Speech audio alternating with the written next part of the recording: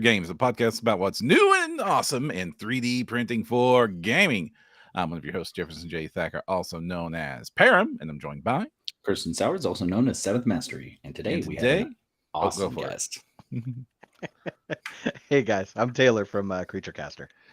Yay, Taylor! Thank you for joining us. Honestly, Not a man, I'm problem. super hyped to have you on here because Creature Caster's reputation is like precedes 3D printing and awesomeness, and you all like it's whenever I watch as any miniature nerd does, like I watch all the painting videos, listen to all the podcasts, and it's like always like this reverent tone when people talk about the quality of a Creature Caster sculpt and like how awesome they are to paint. And so like the fact that you all got involved in 3D printing in the first place had me super hyped, and the fact that we get to chat with you here is just like made my whole week. So thank you for joining us. Well, I'm happy to be here, guys. Yep. Awesome.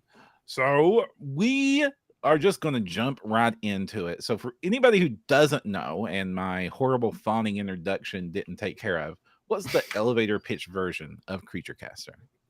We're a boutique miniature manufacturer out of, they're out of British Columbia, Canada. Mm-hmm.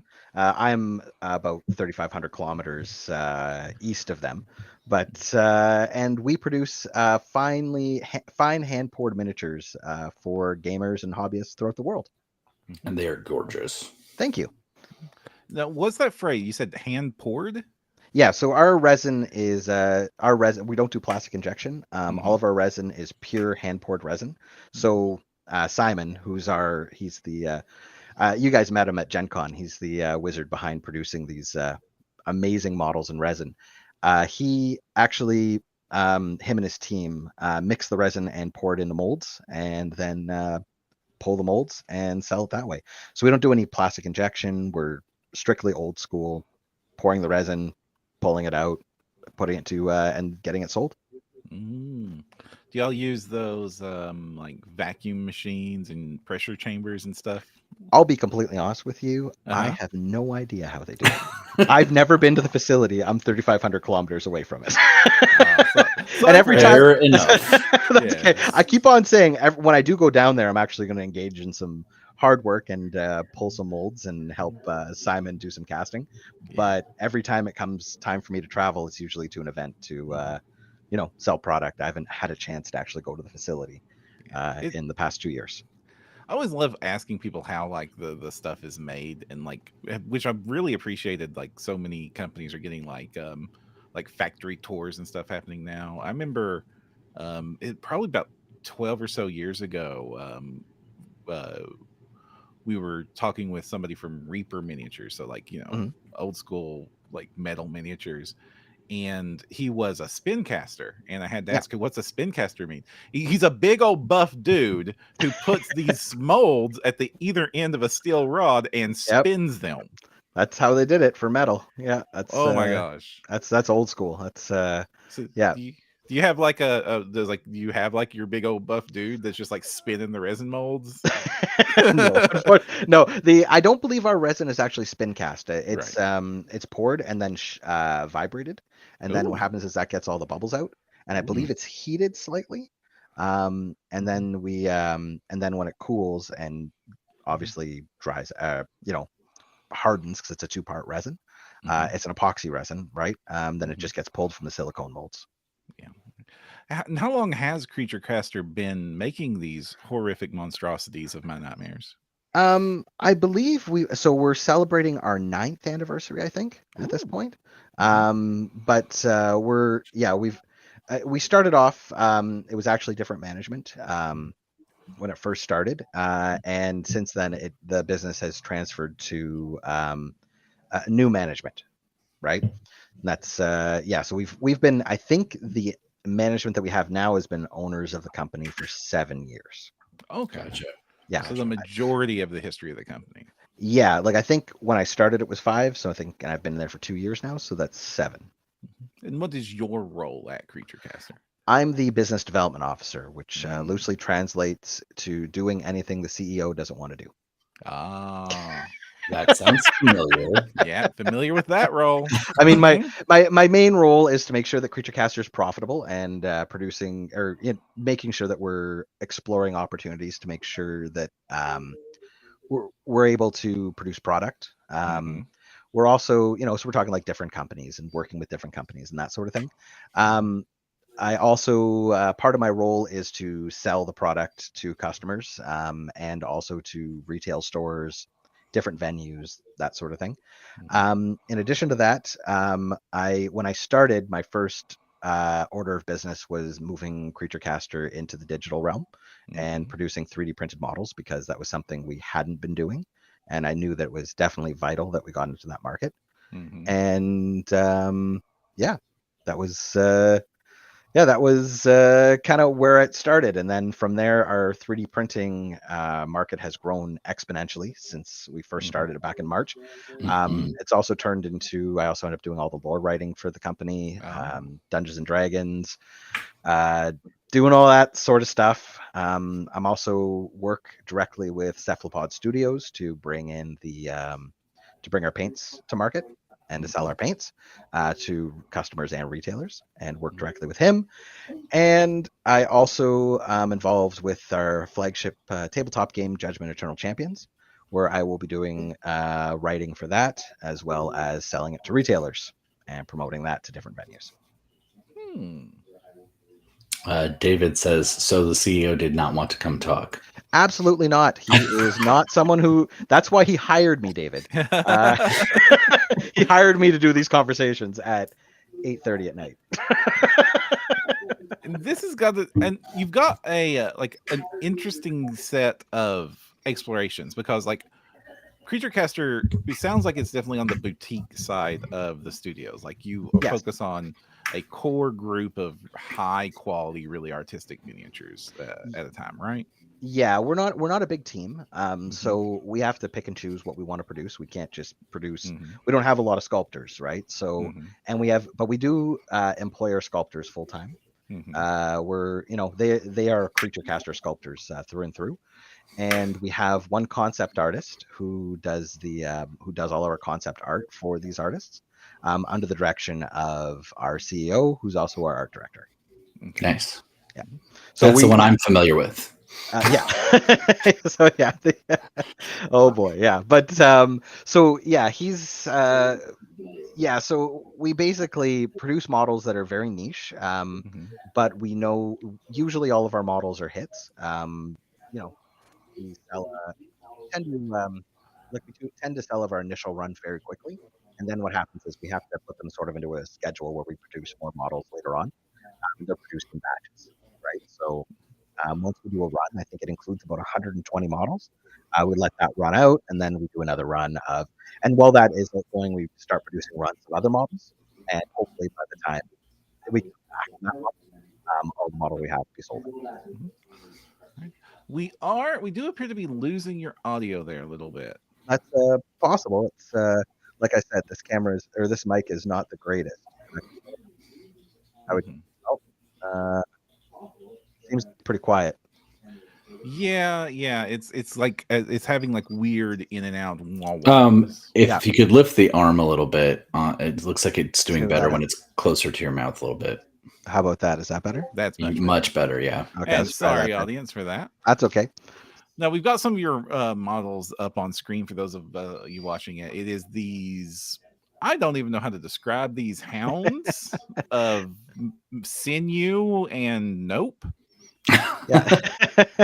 These are this is an unreleased model at this point. Oh, I'm going to be revealing this tomorrow. That's okay. I actually told people in our My Manufactory thing that that if they tune in tonight, they'll be able to see the sneak preview of next oh, month's releases. I am So so these sorry. I just was pulling No, this no, up no. as I an posted these on example. purpose. No, I did it on purpose. Okay. Yeah. So these are going to be released in September. Mm-hmm. They're part of our World of Reclamation series of models, which is our Dungeons and Dragons campaign setting. Uh-huh. And these are the Sarabi of Ecstasy, and they are demonic hounds that the people of Shebnaz use to hunt down those who try to flee them. Yeah, these look like horrible. Like, am I right that that's like sinew and muscle that I'm So seeing here? yeah, so what they have on the back. Oh, you guys can't see my mouse, so why am I moving it? Yeah, on the backs, there's two different varieties. We got so what they have in a uh, from an encounter point of view is they Mhm. have a hallucinogenic musk that they give off. Oh, Right. lovely. Ooh, so it's like So mist. yeah, so when people get close to them, they start feeling really good, and they don't want to fight. They, sort of like a what's that Crown of Madness spell, I think, is kind of Mhm. what it does. Sure. And then and if they don't have that, and if they don't have that active, they have a lashing tongue, because that's actually a mouth that opens up on their back, and that Mm. tongue has a needle on it that stings them and poisons them. Oh, lovely. Yeah. You know, I'm a fan of the oddly placed anatomical mouth. So Right. I will probably show off Sweet Tooth later, but Yeah, the armpit shoulder mouth thing is it was pretty just good. amazing. Yeah. And I think that like sort of like if we were to talk about the style of your typical creature caster model, it's worth pointing out that there is no fewer than 7 tentacles in your logo. we call that the octo skull, actually.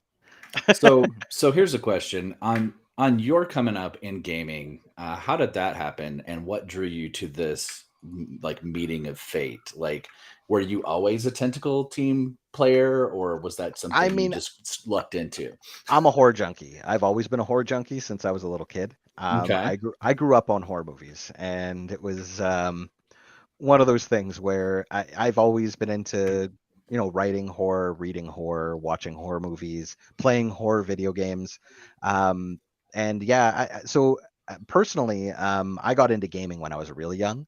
Mhm. I think How I young? started. I want to say 7 or 8. I was Mm. doing like I had neighbors and they were getting into Dungeons and Dragons, and like the basic set. I'm old. I'm 43, so I'm the right there with you. So yeah. So you know what I'm talking about. So it was back in the 80s when the Satanic Panic and all that stuff too. oh Now yeah, it wasn't as bad in Canada as it was in the States. Like, so lucky just to be clear, you. right? I had one crazy aunt. I'm sure you had a dozen, right? I had a Who crazy mom about it. So Oh, there you yeah, go. it was So the best.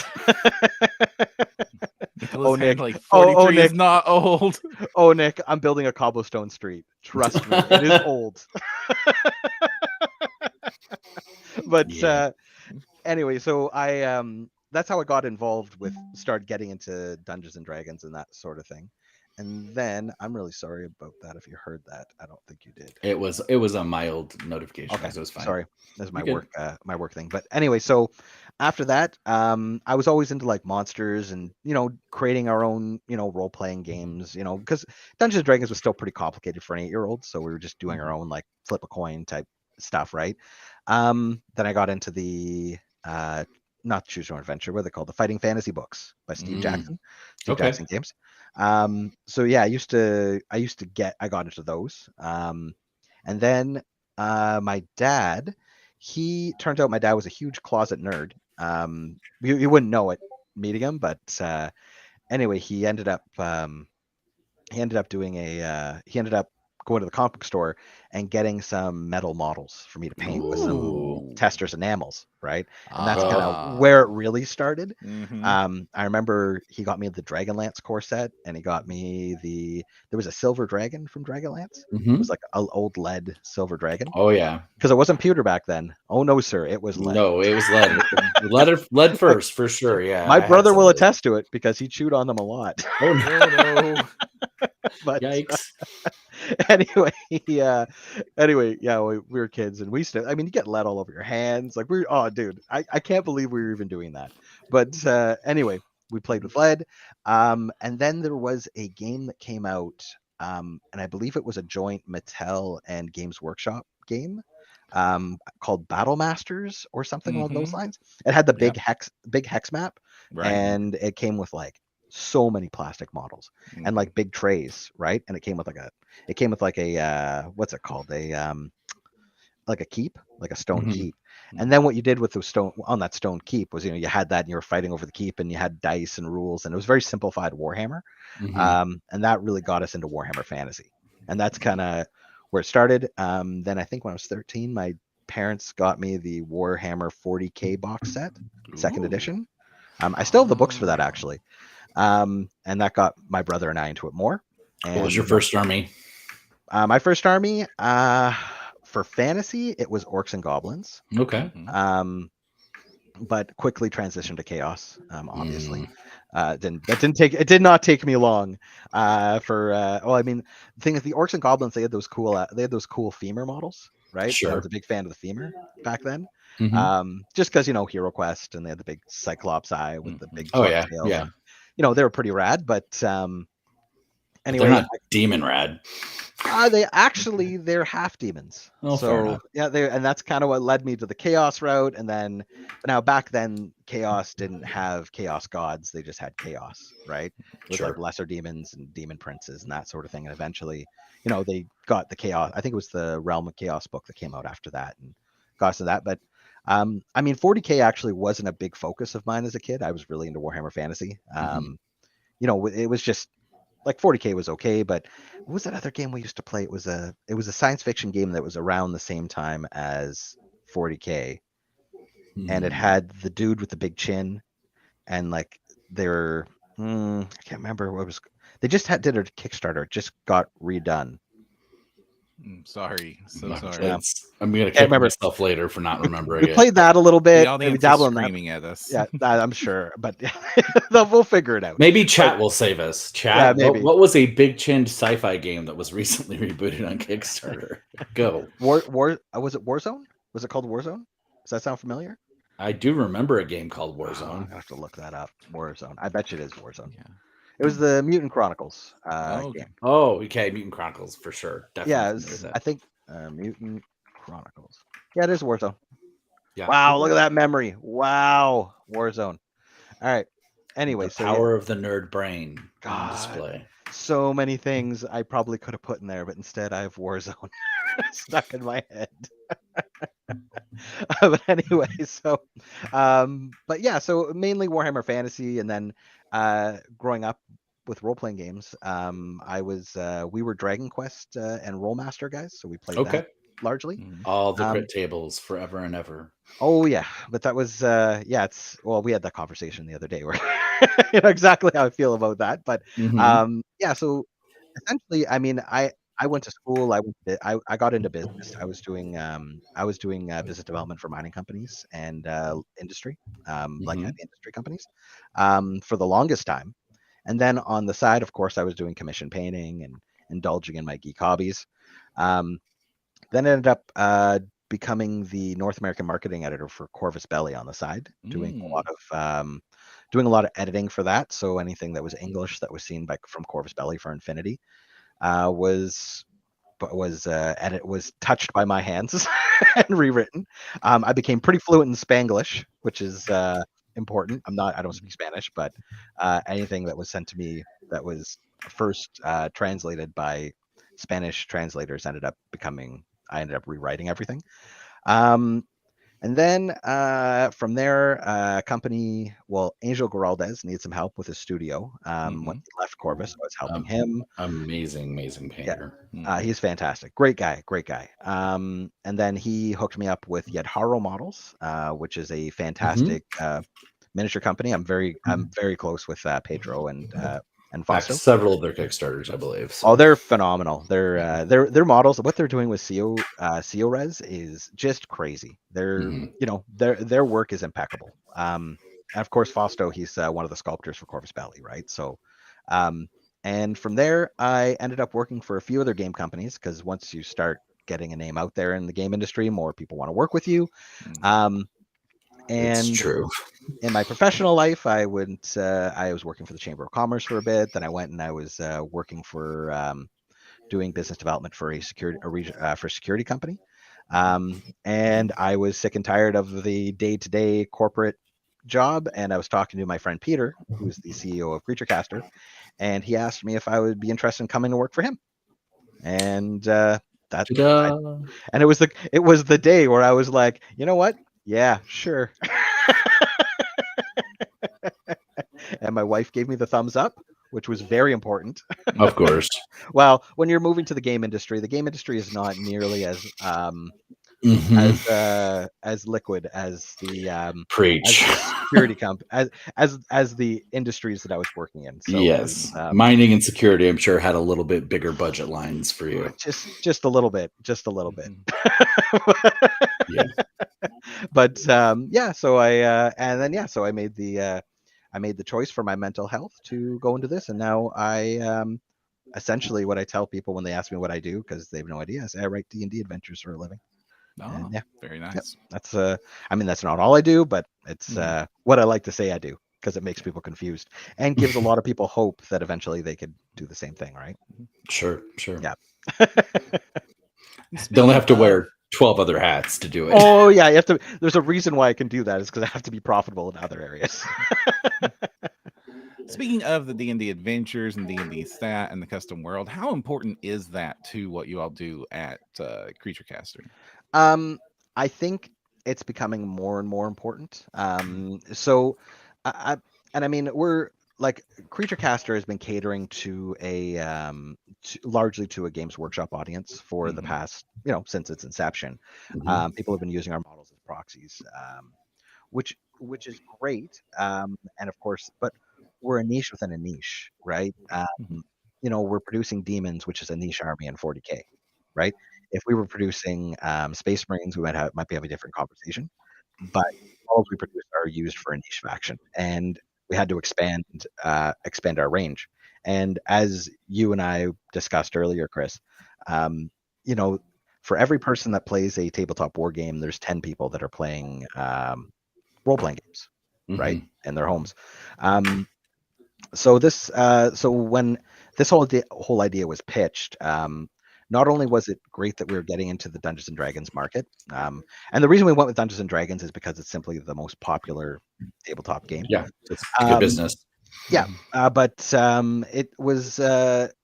it's also a great way for us to develop our IP, because everyone at the company has different ideas of what we want to do and what part of the stories that we want to tell in this universe, right?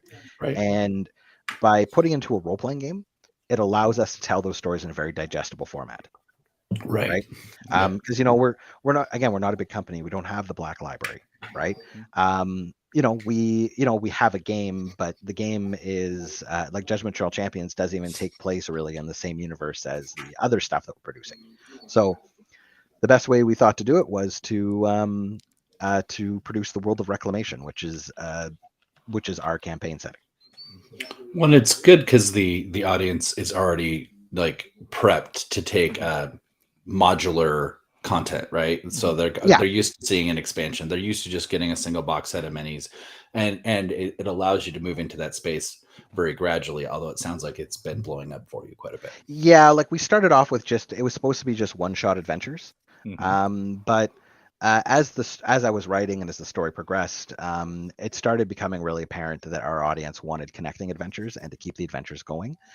So it's now turned into more of a campaign setting than an actual just series of one-shot adventures, which I mean is okay. We always wanted to put out the campaign setting anyway. So this way, at least what we're able to do is, build up an entire series of adventures. So an entire run of adventures is going to be 12 adventures. And by the end of that, hopefully what we can do is put together a whole campaign setting book based on that part of the World of Reclamation, kind of like how Dungeons and Dragons did it with Ravenloft or those kind of things. It's a whole area. There's a series of adventures in there, but it's also you get to explore the area, you get to explore the lore. Have you seen what Privateer Press is doing with the Hordes world for 5e? No, I haven't actually. They've done a very similar thing where there's a regional campaign book that has some new crunchy stuff and a lot of history. And then there's a companion module, and they've been doing Kickstarters with it, and they've been doing really, really well. Well, I think I have the Iron Kingdoms D&D supplement for 3.0. Yeah, they upgraded that to 5e. Oh, okay. And then they have done a sequence of serial setup, follow sequels to it. Now, was it a role-playing game before it was a tabletop game? I think it was. Was it? It was. Yeah, that's what I thought. Iron Kingdoms was a third-party D&D 3.5. Yeah, that's the one I have. Yeah. Yeah, that's what I had. Yeah, and then I think it was probably, I want to say 10 years later, I found out about War Machine the game. Mhm. Mhm. And so that's that's how I got into War Machine. And like RPGs and wargaming have had like a really close relationship since like Yes, yeah. literally the very beginning, because D&D Yeah. evolved from a war game called Chainmail. Yeah, exactly. And I mean, Mhm. even Games Workshop, I have the first edition actually of the Warhammer Fantasy role-playing game, right? Mhm. Which was kind of like Rolemaster. I don't think we got into it too much. We tried, Mhm. I think, when we were teenagers, but it was Mhm. a little too crunchy. Yeah. Coming from despite playing Rolemaster, it was definitely Mhm. I think it was it was a little weird. It's a very different experience for our if anybody hasn't played some of those early Warhammer games, like your starting class isn't fighter or warlock, it might be rat catcher. Mhm. And and character death was a very common thing, right? Mhm. I think I saw a meme recently where it had modern day role players, right? And it's like, no, my character, whatever, this isn't fair, right? I need to roll 6 dice and I'll be fine, right? And then it had this other guy from Warhammer Fantasy role playing, and he says, well, you miscast the spell, so you're ripped apart by demons. You have to make a new Right. character. And the guy goes, understood. I remember that just Yeah. feeling like, because I came, even when I played first ed D&D, I was a mage, and Yeah. I did a cleric initially, but spellcasters. And so when I went to play fantasy at role playing for Warhammer for a bit, I was like, what? I can kill myself with my Oh, own yeah. spells? You can. What? Oh yeah. Yeah. I think it was Dragon Quest had a critical if you failed the spell by 30%. I can't believe I remember these rules. It's been like I can't. 20 years. But Traveler, in Traveler you could die in character creation. Yeah, very Hilariously. famously in Traveler, you can die. Hilariously. But if you failed the roll, you had to roll on a miscast table, and it was horrible. Like Mhm. horrible things, like your character would lose their voice and you couldn't talk as the character. And it had like specifically says you can't talk in character anymore. Like all these things, and I'm like, oh no, I'm not Yeah, playing a wizard. Mhm. I played Saturday night and I had a wild mage in my 5e game, and he got a result because I was using variant tables, not the official ones. Yeah. And he got a result where he created an anti-magic zone around himself, so none of the spellcasters in the party could function. And like their bowels turned to water. They were freaking out just because they'd never had that sort of experience. And I was just like, this feels very familiar from like a long time ago.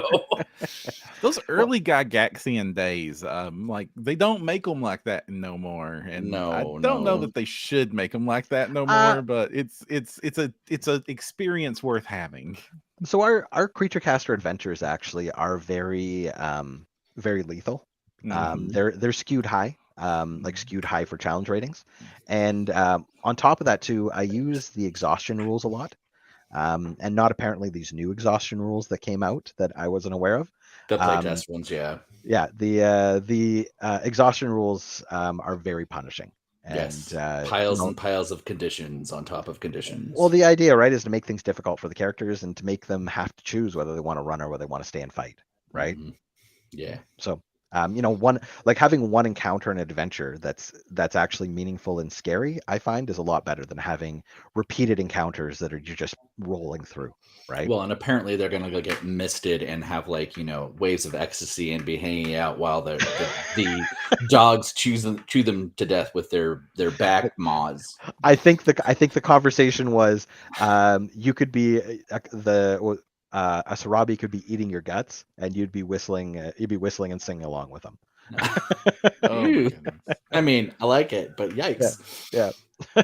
And I guess that's another reason that I was kind of asking that is like, you have these really imaginative, really visually striking and nightmarish creations that, the quality of the sculpts and how much fun these are to paint is one thing. But I'm not going to look up in my monster manual and see the Sarabis of ecstasy. They're not going to be in there. So like that's why Taylor's writing them into his little. Is that another reason that you do provide these like stats and adventures to use these things in, so that, because like I've said before with Kristen, like sometimes there'll be a miniature so awesome that I will come up with a reason to use it, even if I don't have one on hand.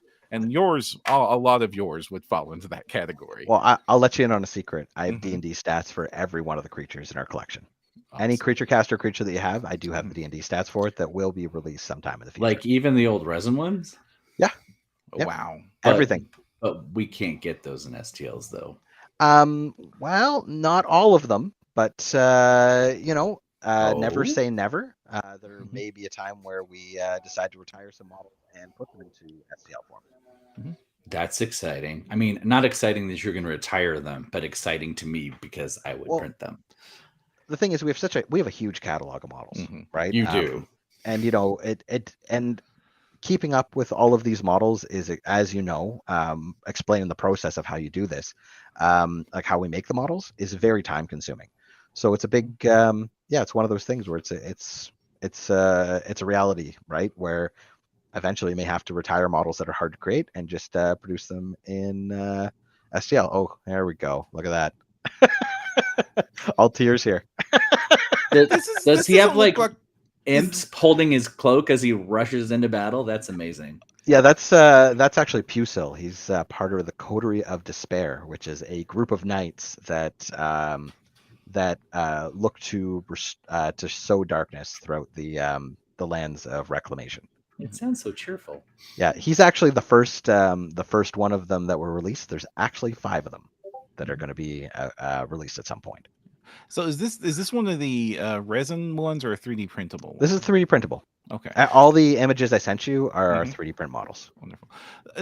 We've talked with a few artists that talk about 3D printable models that would be extremely difficult or impossible to cast in other materials. Do you all have any of those situations, or You are have one you up on the screen right now. huh? You have one up on the screen Kind right of what now. I thought. Yeah. Yeah. That's Yeah, like could you ever cast this? Is what I'm asking. So I'm learning a lot. Uh-huh. And a big part of this would be the cuts that would be very difficult and it would Mm-hmm. be very fragile. Whereas 3D printed, it's not. I know this model looks like it's fragile, and I thought I had it and I could have shown you, but I threw it out. It was Mhm. a test print of this model, Mhm. and because I had to test how strong the cape was with the imps holding it up, and it was Right. actually surprisingly durable. Mhm. But if you did that in resin, you'd have so many. So part of the problem with resin is you have to get the resin to all the pointy bits, Mhm. right? And the more pointy bits you have, the harder it is to get the resin to the very end of those tips, right? Mhm. If you look at a model with how many pointy bits are on here, It's all pointy bits. it's all pointy bits. So this would be very hard to produce in a resin format. Now, In a Simon, board, who has forgotten more about casting than most people ever know, has developed a way of doing things like this through using shims. So what he does is he shims and the reason he shim is to absorb the mold shift. So because when things get from liquid state to a hardened state, the molds will shift a little bit, right? The shims, what they'll do is they'll absorb the shift and allow us to create sharper angles, right? Because that's really what spiky points are angles, right? And that's what caused all the issue with resin casting. So could Simon produce this in resin? Maybe, but I know he wouldn't want to. So actually, I think you were also showing our children of, or not children. They're the silenced, which are unfortunate souls that have been consumed by Geist of Discord. Those guys would be also very difficult to produce in resin. Like you do love your pointy bits and your We very have a shallow lot. angles, and things pointing down and up and out and backwards and in every direction, which kind of defies the 2D plane you have to model around. Well, I yeah. yeah. I mean, like I'm imagining like some of the GW models that you have to put together where like the left shin also happens to have the chin on it for some reason, and then like you wrap around the stomach. Well, they can do different things though because they're using injection molding, right? Right. So all of their plastic is injected high speed into their molds, right? So what happens is you're able to push everything down to the points, right? Where with resin you can't do that.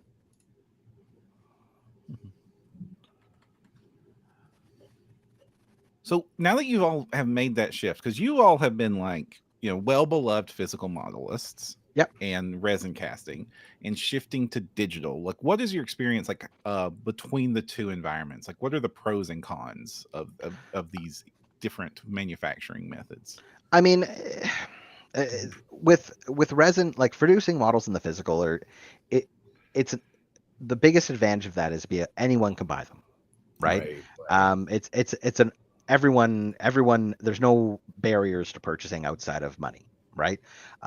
So we can get our physical models out to a wider audience.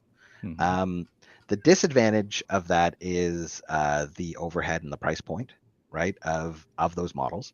Because I'll be the first to say, I mean, our models are not the cheapest models on the market by any stretch. Like our newest are dragons, which, I mean, again, these dragons are huge. I want to stress, fantastic. like the warrior dragon is absurdly large.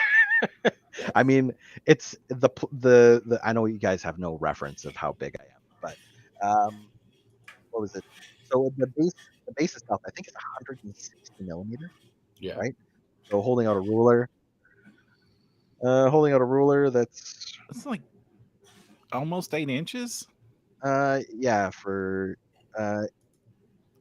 yeah, of course that my ruler's backwards.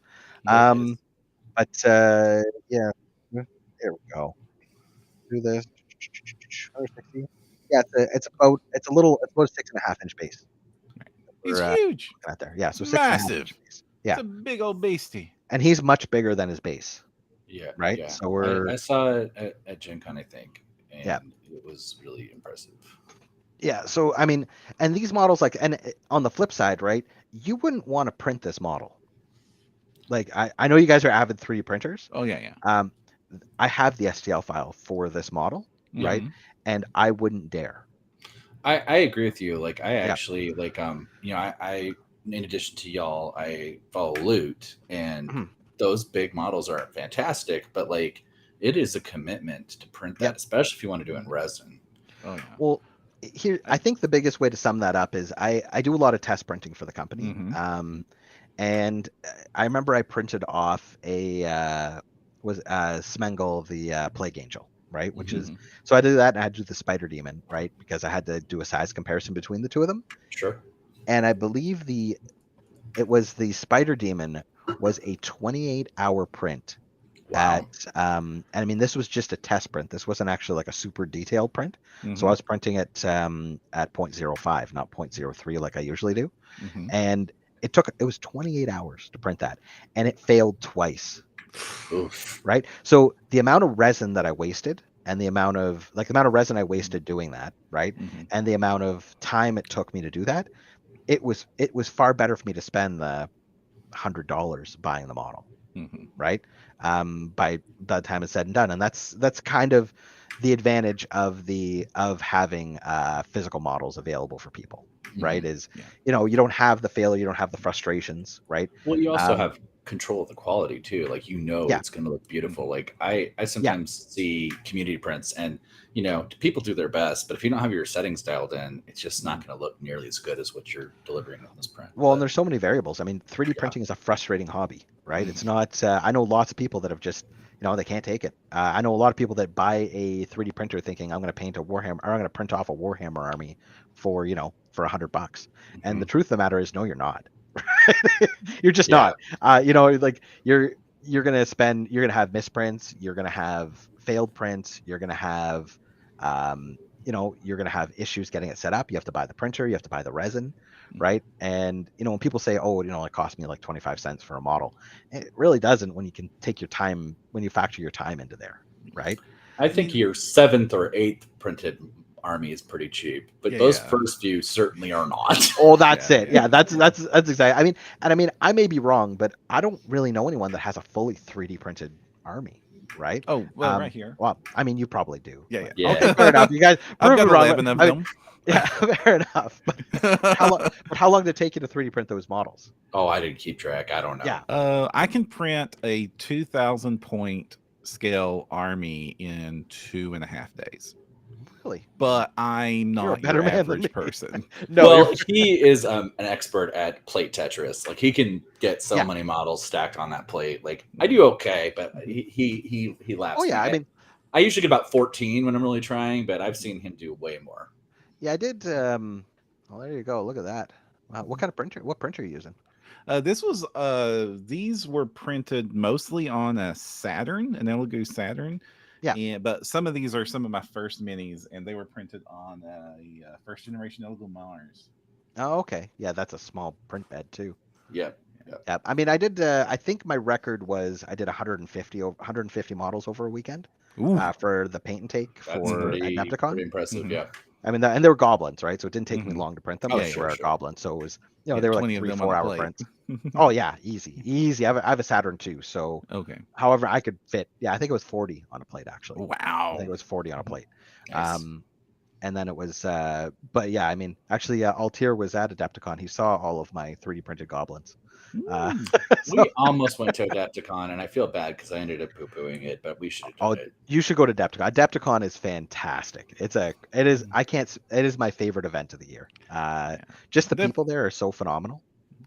Yeah, I definitely want to go, but by the time I get to go to Adepticon, I probably will be stuck behind the booth.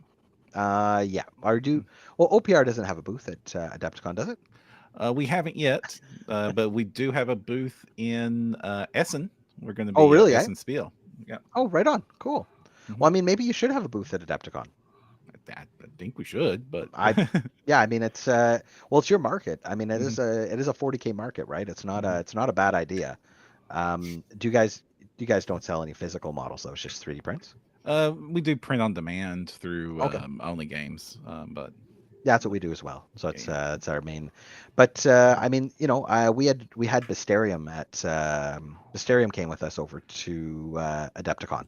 yeah, you and Yeah. Bysterium seem like y'all get I along. could Your see models that. kind of I- fit together rather I well. was a long Bysterium subscriber before your Yeah. your tribe started, and I frequently get them both. So Yeah. Yeah, I've been communicating with Alexi from Bysterium for quite a while. I've been a fan of his work before I even knew it was his work. Actually, I can show you. Maybe nah, that's okay. I can't find it. I don't know where it is right now. But I have a model he sent me, and it was a wonderful gift. But it was an old model he produced through another company, and I just model and I showed it to him one day, and he goes, "Oh, I did that model way back in the day," and I'm like, "I love this model." And that's cool. thank me for all of the help I gave him at Adepticon. He sent me that model. Yeah, it's really nice. It's like a dragon demon. It's pretty cool. Neat. Yeah. What are we looking at here? You got speaking of big old models, there's one that you sent us a picture of, which is a woman in a mask with a dagger on fire riding on the top of a gigantic two-headed crow. So these large models we do are actually our loyalty rewards. Okay. So the first one was the Rider of Despair. He's the guy that's on the dragon with the halberd. This is our second one, which is the Rider of Betrayal. And so I haven't included this one in the adventures yet, but the riders are kind of like the so the other factions, they have something called an Atriarch, which is a sort of a noble class of the demons, right? Mhm. The class of so they're called Yatari, but we call them demons, right? But so like for example, like the Atriarchs of Rune, they're leaders of the children of Rune, right? And any other demon that would fall under them, right? They are the leaders. The faction Discord doesn't actually have any Atriarchs. So, oh, Ryan's here. Look at that. Hi, Ryan. You're next, buddy. Oh, fella, you wait. But anyway, so so yeah, these models are the Discord doesn't have any Atriarchs in their faction.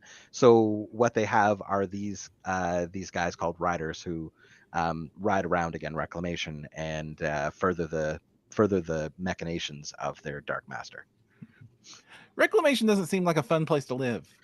No, it's a different sort of setting. I'm not sure if you're familiar with. I've drawn from a lot of sources for it.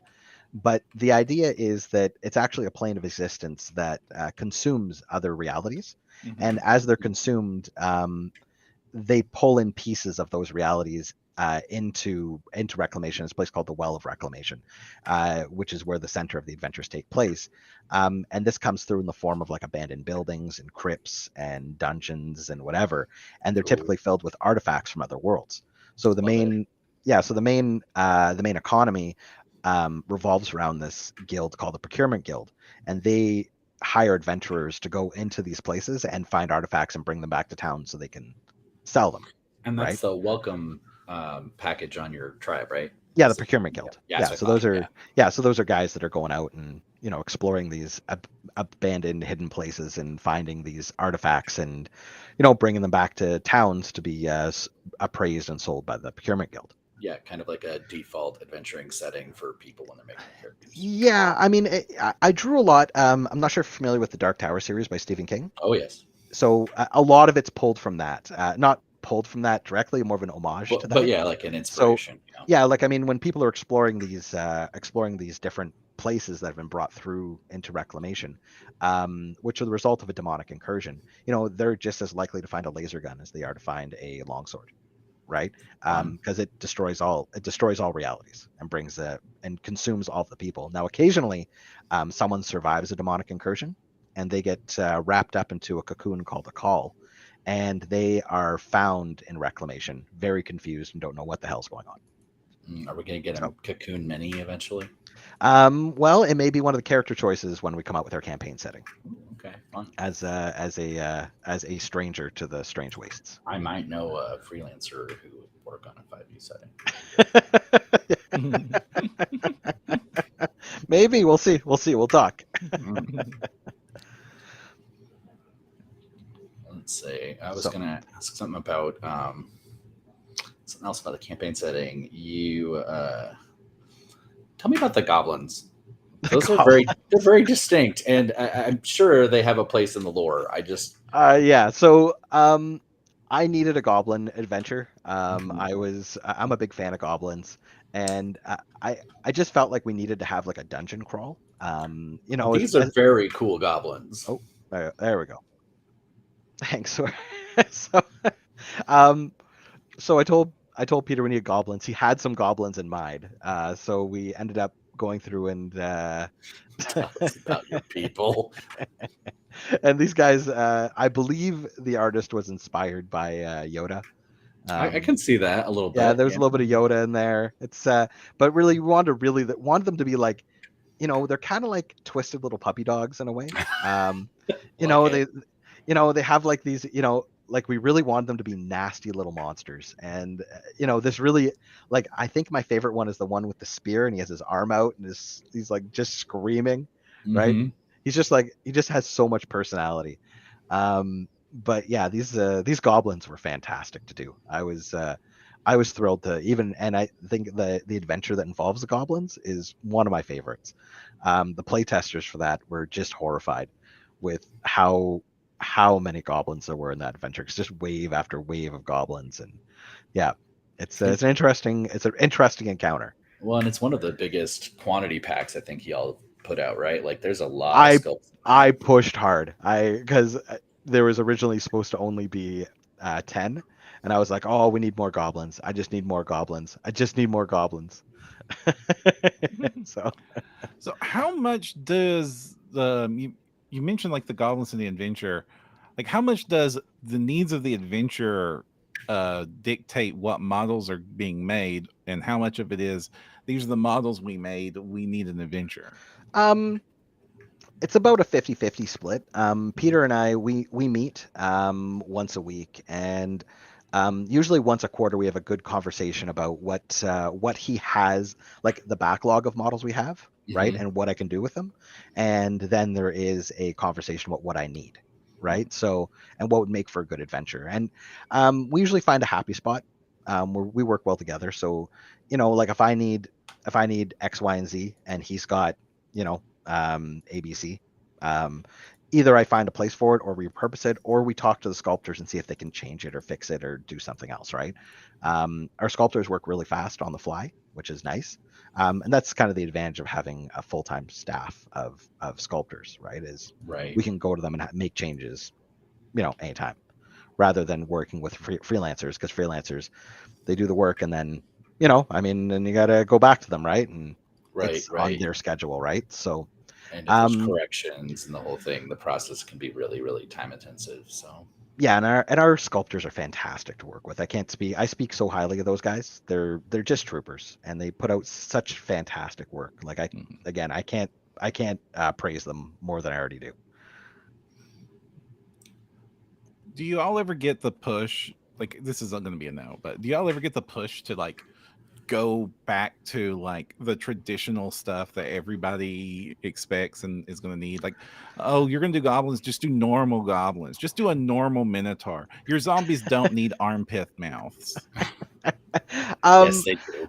I mean, so here's what I tell people when I do, because I do hear that quite a bit, right? Everybody has those, right? And I'll be happy to recommend some sculptors that do fantastic versions of those models, right? I'm an avid 3D printer myself, and I subscribe to a lot of tribes, a lot of Patreons, and I'm more than happy to recommend and even collaborate with a lot of other companies, right? I do model exchanges. I just did a model exchange with a company called Primal Collectibles, I think they were called. Yeah, for a while, yeah. Yeah, and they I'm just fan. I was actually looking at their sculpts a long time ago, because I just wanted to get a few traditional models, and they do a great job. So what, I was speaking to the owner of that company this month, and I said, hey, I'm like, let's do an exchange. I'll give you 5 models, you give me 5 heroes, and we'll do a model exchange. And like the nice thing, I stand by the idea that we don't have any competition in this industry. Only collaborators. We're all fans of games. We're all competing. We're not competing for the same dollars. There's enough dollars to go around, right? Good grief, Kristen, you're funding half the industry. Yeah, exactly. And I mean, fund more if I could. Listen, between you and my friend Robbie, I mean, you guys are pretty much funding the whole thing. I finally ran into somebody who had more than me when I was at Gen Con. He had 50, and I was like, I was only close to that for like 1 or 2 months. But that's a lot of tribes. That's a lot. but yeah, I mean, there's so many people in this industry that are great to work with, and I love working with other people and seeing what we can do together. Right? There's no reason for me to make models that other companies are making. Right? Models like this. And I do have to apologize that we had to do a slight blur on these models because of our PG rating. You're killing me here. I'm sorry, but we are all ages. First my potty mouth, then you take out the... I see. Yeah. So these don't appear in no Monster Manual. No, they don't. We've never shied away from that sort of stuff because we don't really feel it's necessary. There's no reason why these creatures would, like, these are monsters, right? Why would they care about clothing? Right. Of course. You don't see you don't see monkeys covering up, right? When they're out in the woods, right? Doing their thing. Why would monsters do that too? So that's our thoughts. You know what I mean? Like that's the natural form of the body, right? That's how it goes. Well, and it makes grooming with that big tongue a lot easier if they can put the like all over them. Well, that's true, and they're typically covered in blood anyway, right? So I mean, it's not that big of a deal.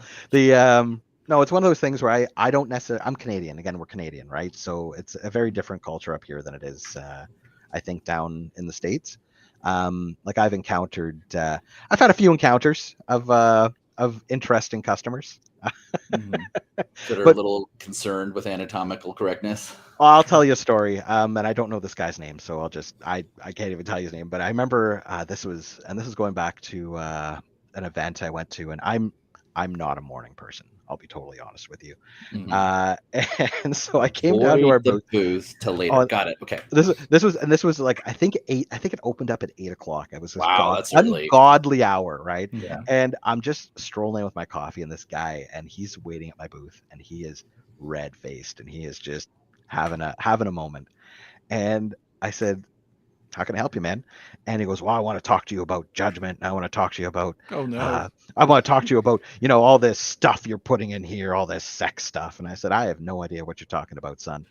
Uh, and he goes, oh, this model over here. And he points at our Siren of Ecstasy, which is a nude model. And I said, well, I'm like, number one, that model isn't even in Judgment. Judgment is sold in retail stores, and we've made the commitment to not to cover up models that, not to cover up models that are going to be sold in retail. I'm like, secondly, I'm like, what do you think about this model? And I pulled out one of this model called the Priest of Onslaught. And if you want to do a quick Google search for me, type in Priest of Onslaught. I'm going to show you this model. There's a really nicely painted version of it. Can we show this model? Is my question. Yeah, I think you were fine we showing can. this model. Yeah. Okay. Which is again going to the point you're probably about to make. Right? You're about to hear the punchline of this whole story. The thing is I'm doing this because YouTube will demonetize me, which is why I had to. I know. I totally understand. Trust me. We work close with Play on Tabletop, and they have to put nipple tassels and stuff on our model as well. But anyway, so there's this model, the Priest of Onslaught, and as you can see, he is sawing a dude's head off with the back of his sword. And standing on a beheaded corpse. And I said, but this model's totally cool, right? And he goes, yeah, that model's really cool. I like that model. And I was just like, okay, so let me get this straight, just so we're 100% clear. The boobs are a problem. Heads getting sawed off, totally fine. He goes, well, when you say it like that, you're making me sound crazy. And I just went, well, and I think the entire it was not a very big event, so the entire all the vendors over there started laughing, and the guy stormed out, and I did feel a little guilty.